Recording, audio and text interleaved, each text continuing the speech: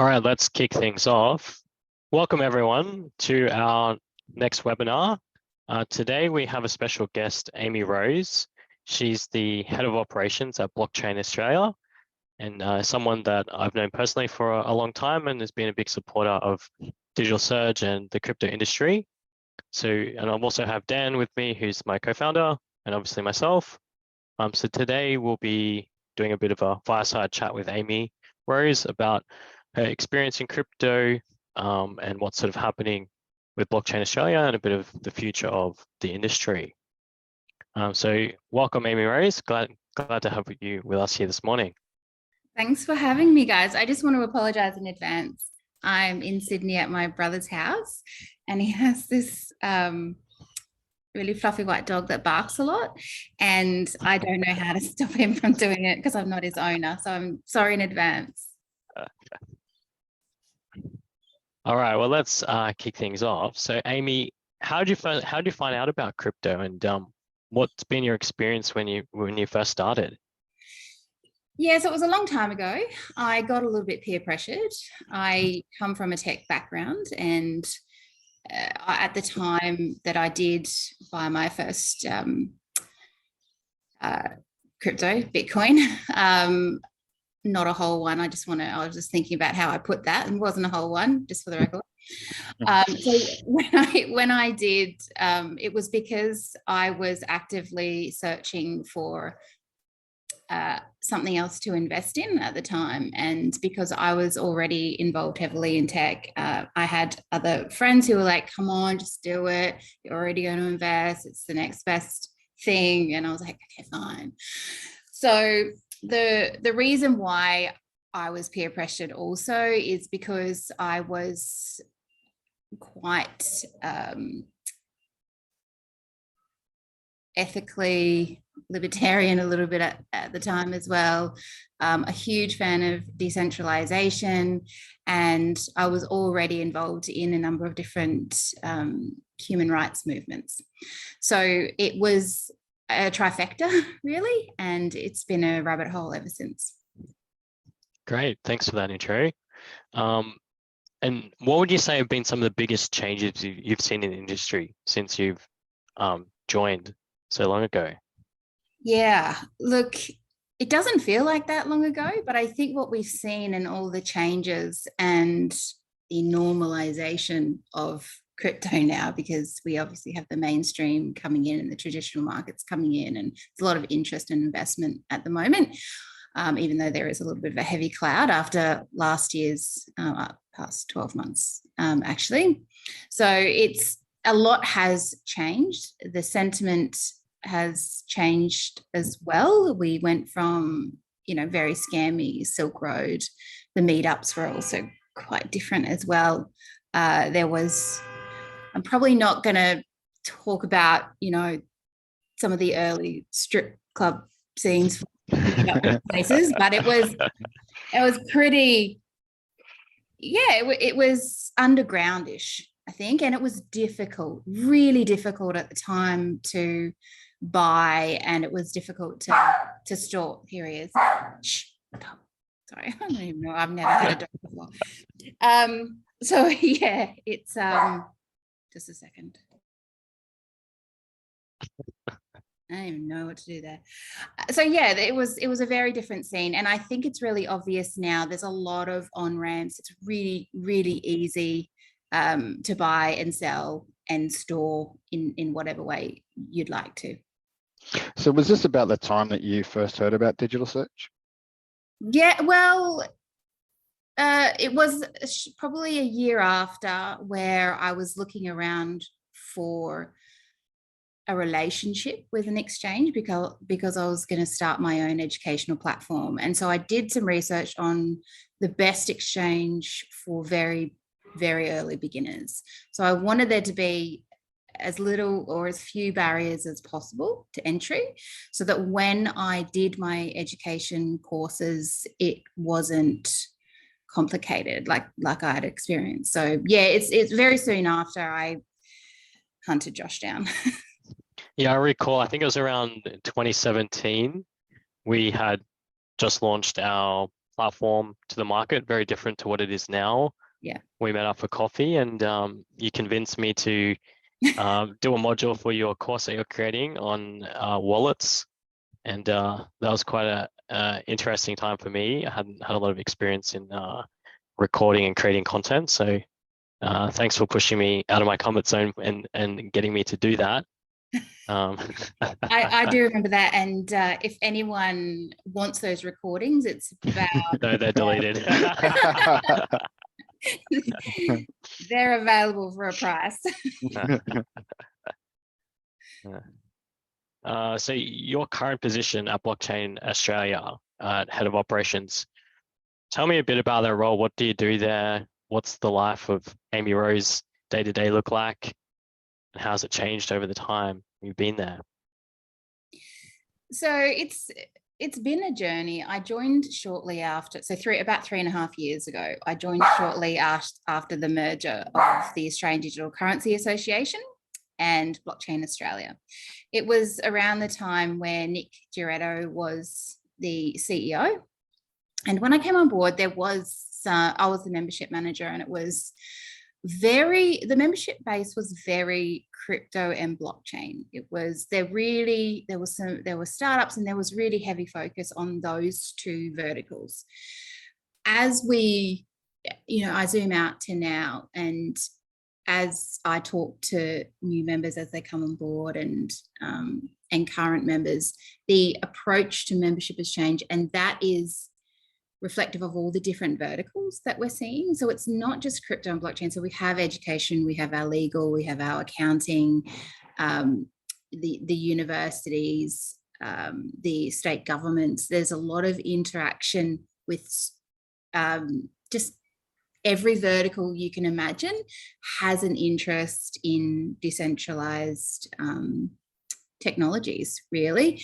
And it's not just blockchain and crypto, it's even the fact that there's a little bit of a push, I guess, to move into a new paradigm that, you call it Web3 or whatever, but if you imagine the future of all of these intersecting technologies, there's different associations, IoT, you've got AI, and so there's different industries, but then there's different technologies as another layer at the moment who are wanting to collaborate and build together to, I guess, to create products together for the next generation of technology. There's a world that we're about to embark on that is seriously profound. And when that intersection happens, it's going to be really, really exciting, a bit scary as well, but there's that element as well. So Blockchain Australia is a meeting point for a lot of different groups and cohorts. Yeah, there's so many changes coming. It's pretty exciting to see what's going to be coming. What do you see as some of the most exciting things that have happened so far since you've been with Blockchain Australia? Where do I start? Look, there's been ups and downs, and even the downs are exciting because they're all consuming, right? Everything is evidence of that maturation of industry, of the technology, and it's quite, it's a difficult time to move through. We've seen that with many different technologies, when I don't know if you've seen the advertisements for the internet back in the day when they were trying to onboard the AOL or whatever. We are going through, or we've almost come out of it's all a scam. We'll move into consumer protection. There's going to be a heavy focus. There'll be regulation. We'll come out the other side. But the highlight really is, for me, the maturation of the industry that is reflected in all of the conversations and all of the rooms that Blockchain Australia and our members and the wider ecosystem are involved in. So that's at the moment, I think this very moment in time is the most exciting. In the past, there was, I think as I saw the different verticals intersect and the different conversations happen, the universities publishing and onboarding students into blockchain courses, and obviously now Web3, and then the NFT craze happened, and that brought a whole new cohort of creatives and artists into the space. And it's just, the NFT stage did remind me a little bit of 2017, to be honest, but very much so. It's still a beautiful evolution. Yeah, Talking look about at Trump now, and it's getting into politics and using it to drum up money. So it's just crazy. Yeah, we probably shouldn't talk about that part of it. I have different views. I want to see the overall maturation of the industry, and I think it, like we saw in 2017, and we sort of went through, and all of the survival of the fittest, basically. And I think we're going to see the same thing as we move in and out of Web3 and into a whole new different world, where NFTs essentially, and blockchain and everything else that goes with it, is just going to be like TCP/IP, or no one's going to say that. No one's going to talk about the technology. They're just going to interact with it. So I think that's what we'll see. But we do need these stages, because it's the builders, it's the innovators that move us into the next gen. So you should never discount. We have to go through these different phases, but it's still, I'm looking forward to the next stage. Yeah, I mean, that's exactly right. I mean, you've got to fail to succeed. Good examples, probably SpaceX. The reason why they're moving so quickly is because they keep failing so fast, but you've got to be able to do that to be able to find the best way forward. Yeah, and look, I failed probably 5 or 6 times, and I have another startup at this time. So it's, you just got to, yeah, like you say, get back on the horse and just keep moving. Yeah, we definitely know about that. That's for sure.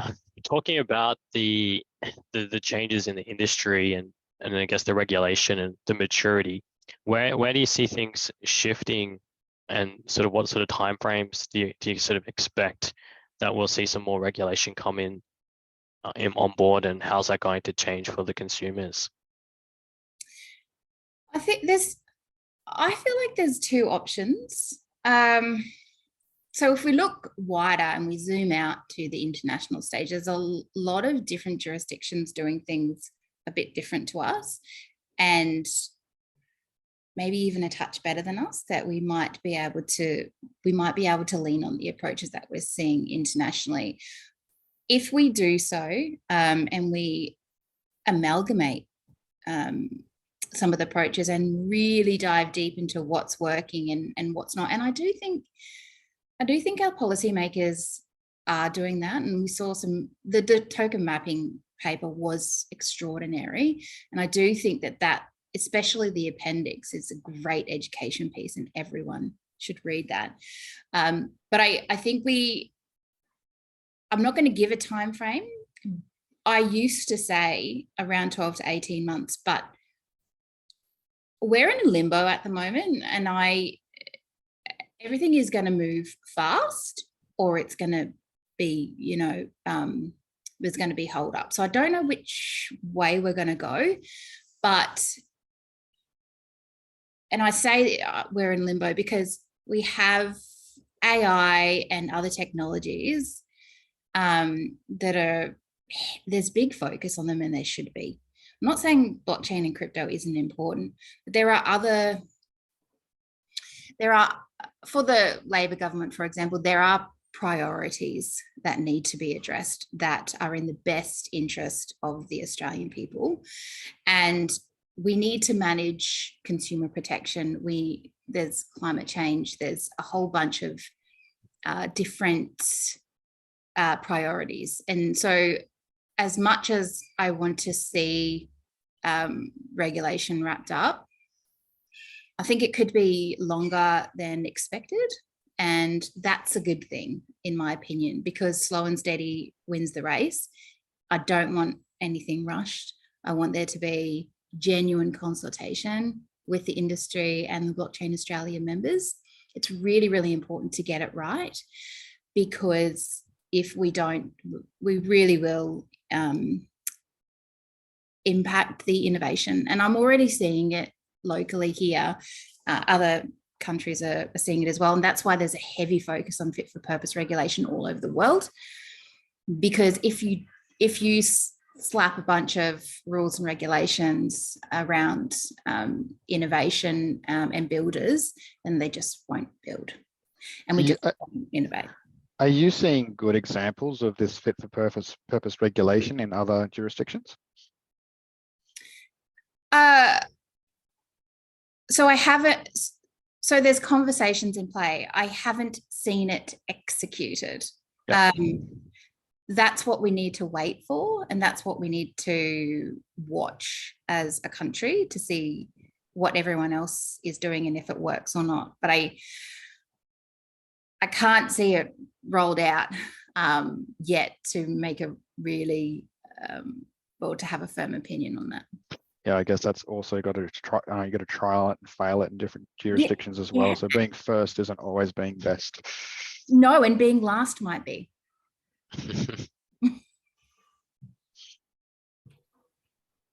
So what exciting things are now happening with Blockchain Australia? Like, what do you want to talk about, or what do you want to, you got Blockchain Australia Week coming up. What can you tell us? Blockchain Week is all consuming.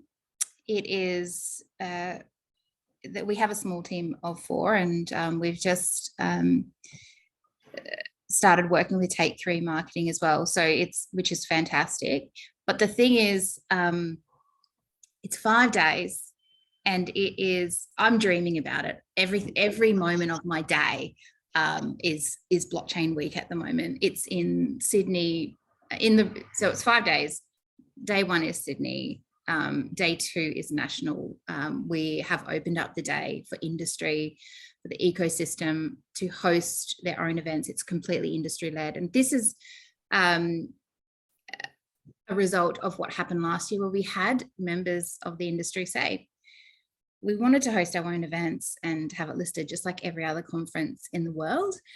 And there was a little bit of disappointment about that. So I thought, if this is what the industry wants, this is what the industry gets. So the whole day is dedicated to the meetups, to workshops and labs, to parties, to NFT galleries, to concerts, to if you're a community member and you want to host an event and you want to get your community together as part of Blockchain Week, we're all for it. We really want to bring the industry together all over the country simultaneously. So that's day 2. Day 3 is in Brisbane, and it's look, some people are going to be disappointed because it's not for your OGs.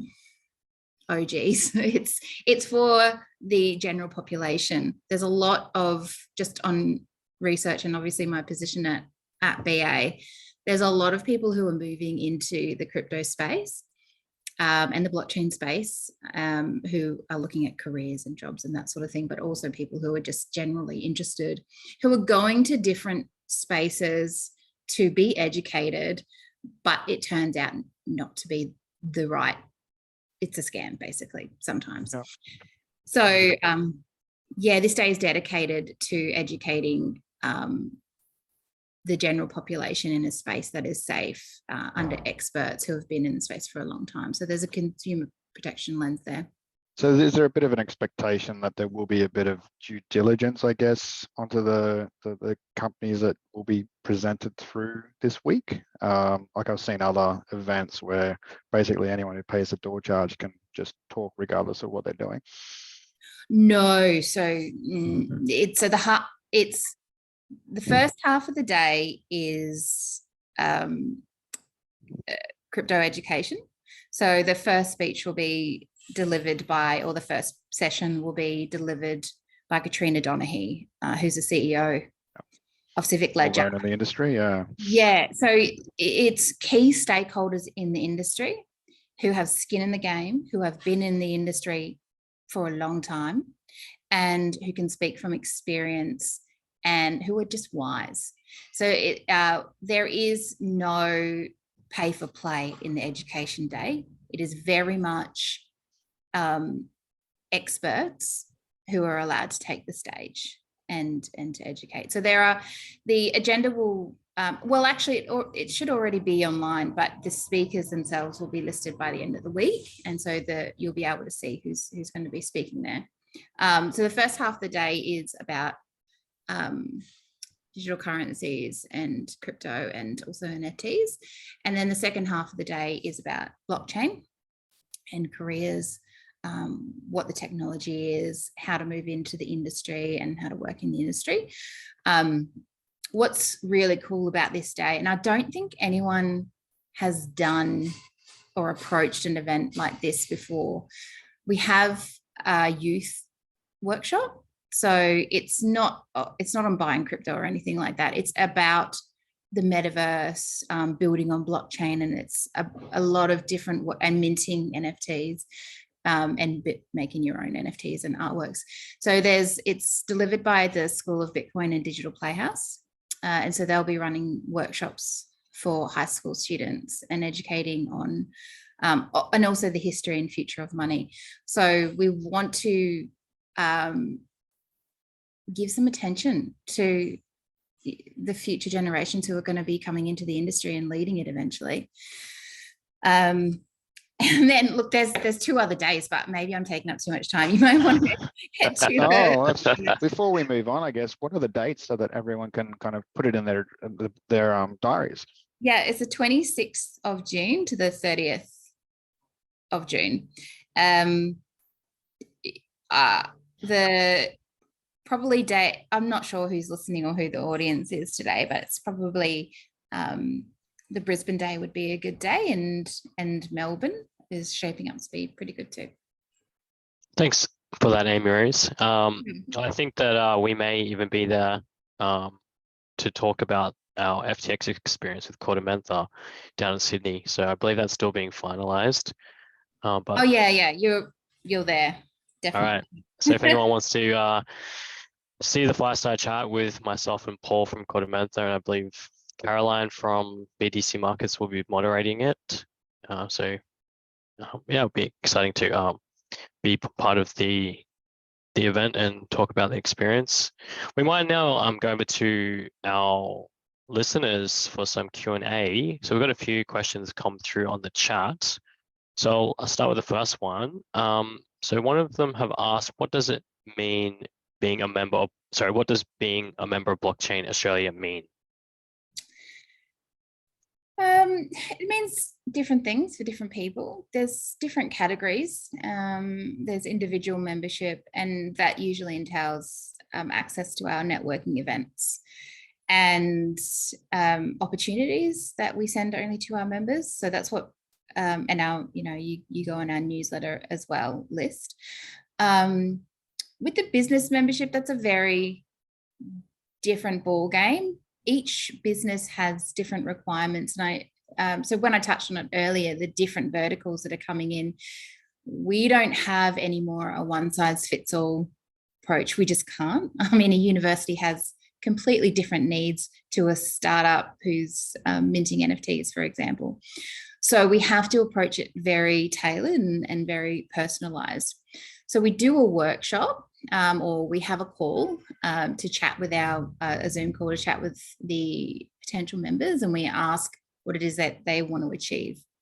And what we ask of our members really, and it is very member-led, to just run us through what the roadmap is for the next 6 months, and make sure that there's alignment on some of those outcomes.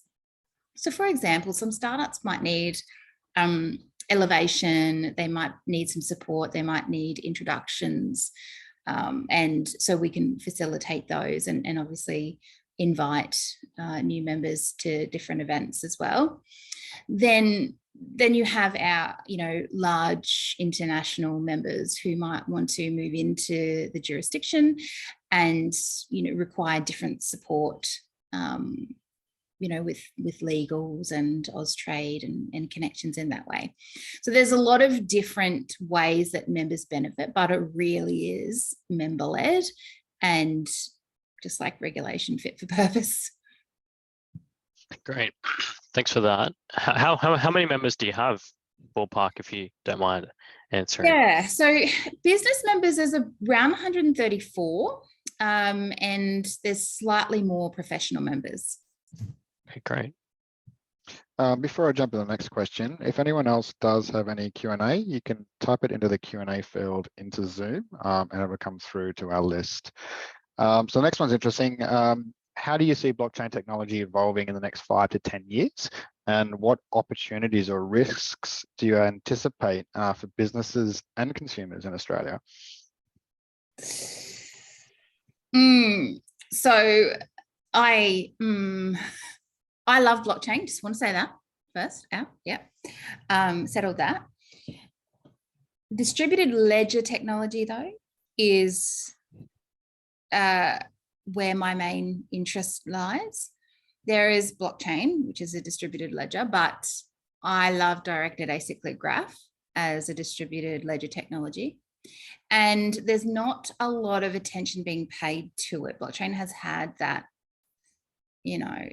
buzz, and it gets the centerfold, and it's just always gets the attention of distributed ledger technologies. But I do think we, as the need to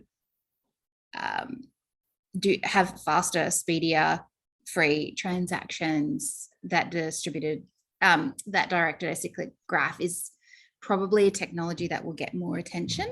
And I think Hedera is, I think they're using directed acyclic graph, I'm not sure, but I think that the focus might shift away into other DLTs, and we should expect that, because that's also, the evolution of this technology. Blockchain itself might be used in different ways, but there's probably going to be another DLT as well that we don't even know about, because we've got AI coming on board, and it is just going to be the amalgamation, the intersections, all of these things come together. I think blockchain is required in some, for security reasons, also for digital ID, probably with transactions, it might be directed acyclic graph, but I think it will have its place. But the way that it's being applied at the moment, it'll probably halve in its use. So the financial industry might move towards a different DLT, whereas storage of records might stay with blockchain. I just think that we'll see a shift. Great, thanks for that. We're getting a few questions come in regarding regulation and the government and your involvement. So I might just summarize a couple of the questions. I think they can be kind of grouped together, but it's around, there's comments around obviously the SEC's being quite anti-crypto in America. So questions around what's the general view of the Australian regulators in crypto, and has there been any outcomes on the token mapping or pending regulation, and does it look pro-crypto or not pro-crypto? Can you provide any sort of insight around what you're seeing with those conversations? I think the attention that they're paying to the industry, the token mapping paper itself, the research that was undertaken, the investment that's been undertaken to pay attention to this industry and to regulate this industry is a reflection of how important this industry is. And with the SEC, I don't know if you saw, there was some news today, the chairman, Gary, might not be around for much longer.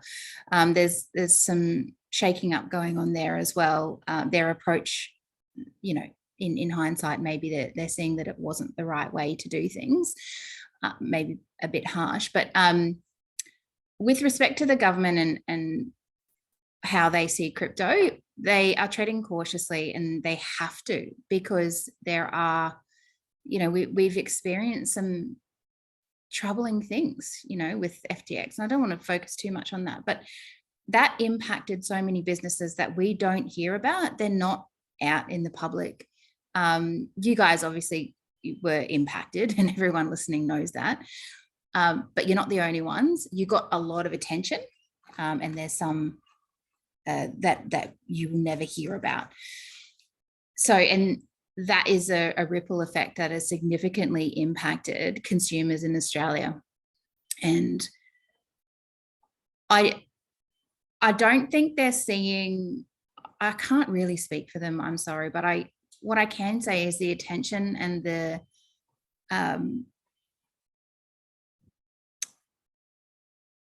devotion sort of to sorting it out and making it fit for purpose. It's referenced in all of their consultations. The fact that they want to make sure that it's fit for purpose, it's in everything. So they're not ignoring that. And I think that that's really promising, because the fact that they're saying that means that they do want to still see innovation in our space, and they do want it to thrive just in a safe way. So I'm quite optimistic. We just need to make sure that the industry itself is invested and contributing, and particularly, to the consultations and the submissions.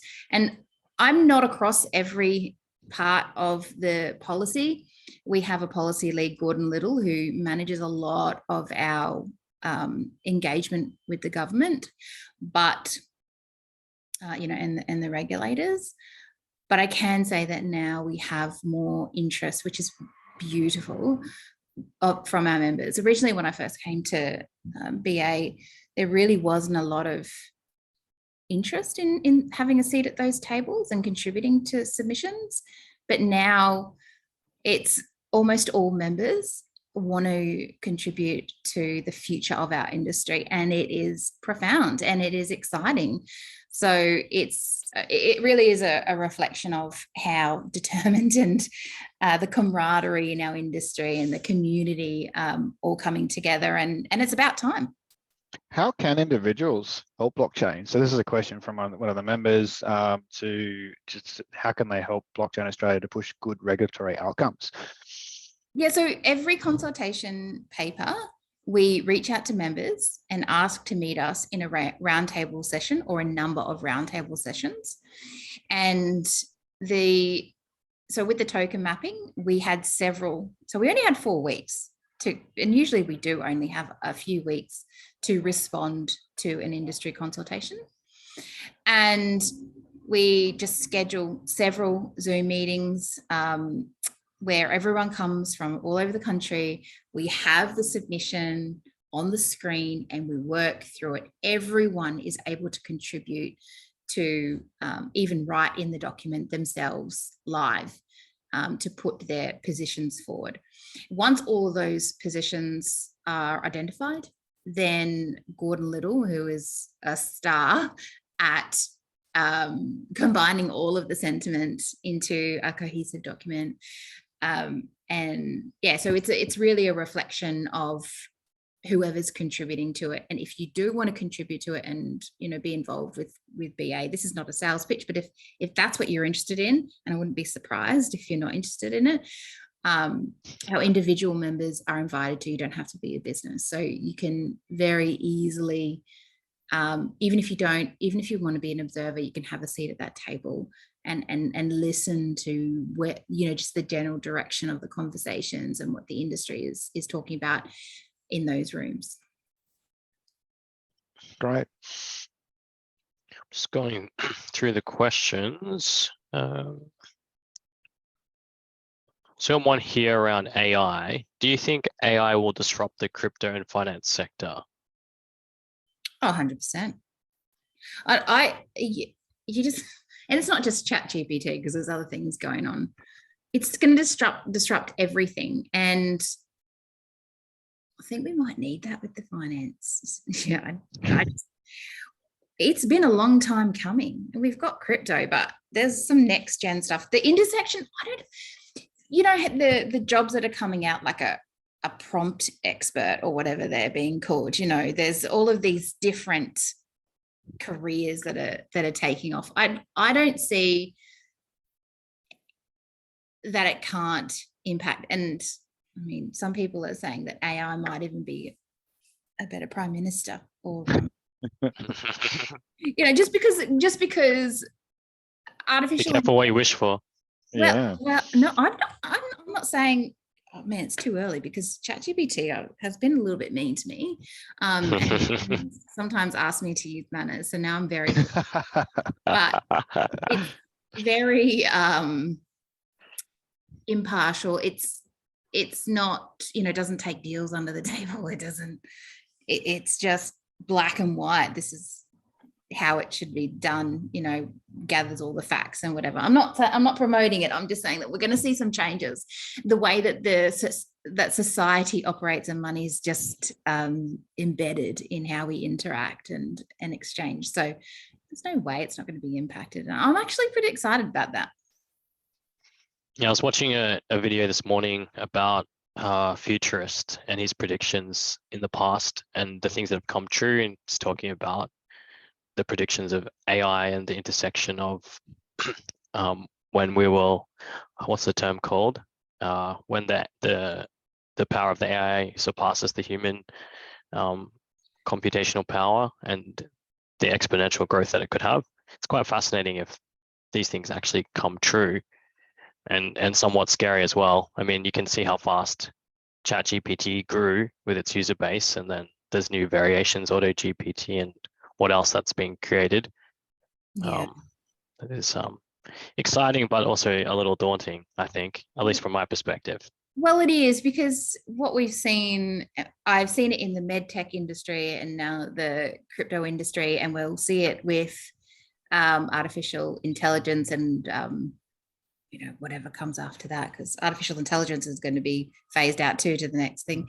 But I think we'll see. I just think we're always too late. So we build these things, they cause harm, they do damage, we innovate and we make some changes, and we do good things, but then we have to regulate, and it's always after the fact. We never do it before. Obviously we can't predict what's about to unfold, but things will happen because people are building in the background, and it's not wrong what they're doing because there's nothing to stop them. So I think there's going to be some collateral damage. To wrap things up, we've got one final question. So what advice would you give to someone who is interested in pursuing a career in the blockchain industry, and what qualities do you think are essential for success in this field? Depends on what role you'd like. I don't think being a developer is it's the programming side of things. I know some people who are laying people off because AI can do a couple of things that faster than some of the juniors. I guess your role in blockchain has been very personal. Like you've, correct me if I'm wrong, but it's more around kind of interacting with people and kind of setting some guidelines and helping rather than kind of the coding. What? Yeah. So that's what I was about to say. I'm actually a career advisor as well. So I finished that 2 years ago. What I can say is we have a couple of generations who are up and coming who do not know how to communicate face to face as a human to human because of the technology. And there's a skill set that is going to be highly sought after with marketing or UX or interacting with humans. AI isn't there, might be, but it's not a human. And there will be lack of those skills coming up. So if you can master the soft skills, then I think you'll probably have a better chance than anyone. Because you can be a developer, you can be whatever you want to be, but if you don't have the skills to stand above all the rest who can't sit in an interview and answer questions without looking at the floor, it's the soft skills, definitely. All right, fantastic. Well, thanks for that, Amy-Rose. Really insightful. It was great to get your time and to have a chat, and it was really good. Thank you very much. Guys, again. Awesome. Likewise. Well, see you on Blockchain Australia Week. Yeah, see you then. See Thanks ya. everyone for tuning in. Thanks everyone.